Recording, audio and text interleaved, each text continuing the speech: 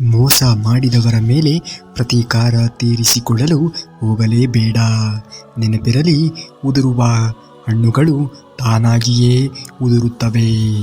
ಸಾಧ್ಯವಾದರೆ ಬೇರೆಯವರ ಕನಸಿಗೆ ಮೆಟ್ಟಿಲುಗಳಾಗಿ ನಿಲ್ಲಿ.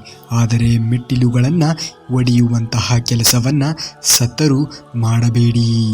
ಇರುವಷ್ಟು ಸಾಕೆಂದು ಬದುಕುವವನು ಬಡವನಾಗಿದ್ದರೂ ಕೂಡ ಬದುಕುತ್ತಾನೆ.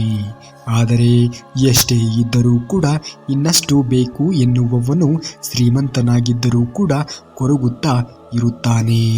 ಎಲ್ಲದಕ್ಕೂ ಒಂದು ಕಾಲ ಬರಲೇಬೇಕು. ತಾಳ್ಮೆಯಿಂದ ಇರು. ಆಗ ನಿನಗಾದಂತಹ ಅನ್ಯಾಯಕ್ಕೆಲ್ಲ ಉತ್ತರ ಸಿಕ್ಕೇ ಸಿಗುತ್ತದೆ. ಕಾಲಚಕ್ರ ಎಲ್ಲರಿಗೂ ಒಂದೇ. ನಮ್ಮ ಜೀವನದಲ್ಲಿ ಕನ್ನಡಿ ಮತ್ತು ನೆರಳಿನಂತಹ ಗೆಳೆಯರು ಇರಬೇಕು. ಕನ್ನಡಿ ಯಾವತ್ತಿಗೂ ಕೂಡ ಸುಳ್ಳು ಹೇಳುವುದೇ ಇಲ್ಲ. ನೆರಳು ಎಂದಿಗೂ ಕೂಡ ನಮ್ಮನ್ನು ಬಿಟ್ಟು ಹೋಗುವುದೇ ಇಲ್ಲ. ಜೀವನದಲ್ಲಿ ಸದಾ ಸಂತೋಷದಿಂದ ಇರಬೇಕಾದರೆ ಭಾವನೆಗಳ ಕೈಗೆ ಬದುಕನ್ನು, ನೆನಪುಗಳ ಕೈಗೆ ಮನಸ್ಸುಗಳನ್ನು, ಆಸೆಗಳ ಕೈಗೆ ಬುದ್ಧಿಯನ್ನು, ಕ್ಷುಲ್ಲಕ ಜನರ ಮಾತುಗಳಿಂದ ಕಿವಿ ಯಾವತ್ತಿಗೂ ಕೊಡಬಾರದು. ಒಬ್ಬ ವ್ಯಕ್ತಿಯ ಒಳ್ಳೆಯತನದ ಬಗ್ಗೆ ಮಾತನಾಡುತ್ತಿರುವಾಗ ಎಲ್ಲರೂ ಕೂಡ ಮೌನವಾಗಿ ಇರುತ್ತಾರೆ ಮತ್ತು ಆ ಮಾತುಗಳನ್ನು ಕೇಳಿಸಿಕೊಳ್ಳುತ್ತಾರೆ. ಆದರೆ ಕೆಟ್ಟತನದ ಬಗ್ಗೆ, ಆ ವ್ಯಕ್ತಿಯ ಕೆಟ್ಟ ಗುಣಗಳ ಬಗ್ಗೆ ಮಾತನಾಡುತ್ತಿದ್ದರೆ ಮೂಕನು ಕೂಡ ಮಾತನಾಡಲು ಶುರು ಮಾಡುತ್ತಾನೆ. ಏಕೆಂದರೆ ಇಲ್ಲಿ ಕೆಟ್ಟದ್ದು ಬಹುಬೇಗ ಆಕರ್ಷಿತವನ್ನು ಹೊಂದುತ್ತದೆ. ಅದೇ ಒಳ್ಳೆಯ ಗುಣಗಳು, ಒಳ್ಳೆಯ ಮಾತುಗಳು, ಒಳ್ಳೆಯ ನಡವಳಿಕೆಗಳು ಯಾರಿಗೂ ಕೂಡ ಬೇಡ. ಜೀವನದಲ್ಲಿ ಮತ್ತೆ ಮತ್ತೆ ವಿಫಲರಾಗುತ್ತಿದ್ದರೆ ಚಿಂತಿಸುವ ಅಗತ್ಯವಿಲ್ಲ. ಏಕೆಂದರೆ ದೇವರು ನಿಮಗಾಗಿ ದೊಡ್ಡದೊಂದು ಯೋಜನೆಯನ್ನೇ ಹಾಕಿರುತ್ತಾನೆ. ಆ ಯೋಜನೆ ಸಫಲವಾಗುವವರೆಗೂ ಕಾಯಬೇಕು.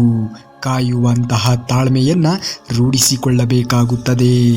ಇಂದು ನೋಡಿದವರು ನಾಳೆಗೆ ಇಲ್ಲದಂತೆ ಆಗಬಹುದು. ನಾಳೆ ನೋಡಿದವರು ನಾಡಿದ್ದು ಇಲ್ಲವೆನ್ನುವಂತೆ ಆಗಬಹುದು.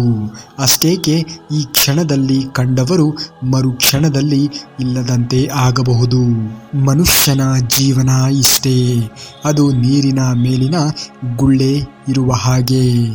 ನಾನು ನನ್ನದು ಎಂಬ ಚಿಂತೆ ಉಸಿರು ನಿಂತ ಮರುಕ್ಷಣವೇ ಮಣ್ಣಲ್ಲಿ ಮಣ್ಣಾಗಿರುವುದನ್ನು ನೋಡಬಹುದು.